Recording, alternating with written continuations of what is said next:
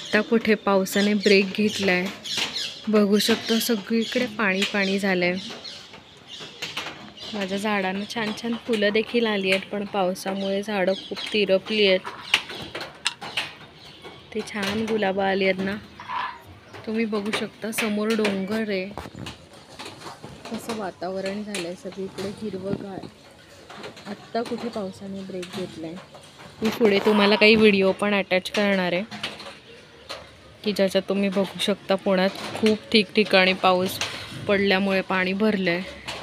आमच्या इथे पण समोर पाणी भरलंय, खाली सुद्धा पाणी भरलंय, तुम्ही बघू शकता। पण एक आता टेन्शन नाही की वर्षभराचा पाणी साठा झाला असावा कदाचित या पावसाने, असं म्हणायला हरकत नाही। ते बघा पोपट दिसला का तुम्हाला? ॲक्च्युली सगळंच हिरवं आहे त्यामुळे, पण ते जे झाड आहे ना तिथे तो पोपट बसलाय आणि इथे पोपट येत असतात। कधीतरी व्यवस्थित शूट करायला मिळालं तर मी दाखवेन, मी प्रयत्न करते झूम करून दाखवायचा। दिसतोय का तुम्हाला? सगळंच हिरवं असल्यामुळे पटकन दिसत नाही।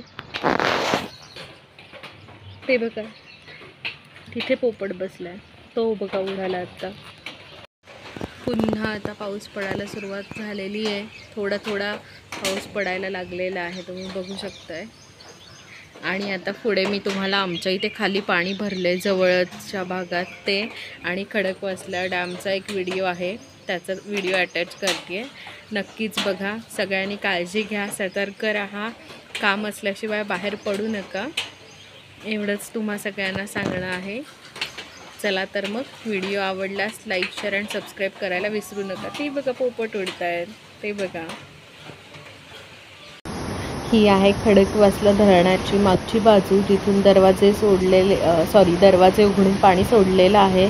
तुम्ही बघू शकता पाण्याचा प्रवाह केवढा जास्त आहे आणि एकच आहे की छान पाणीसाठा सुद्धा झालेला आहे।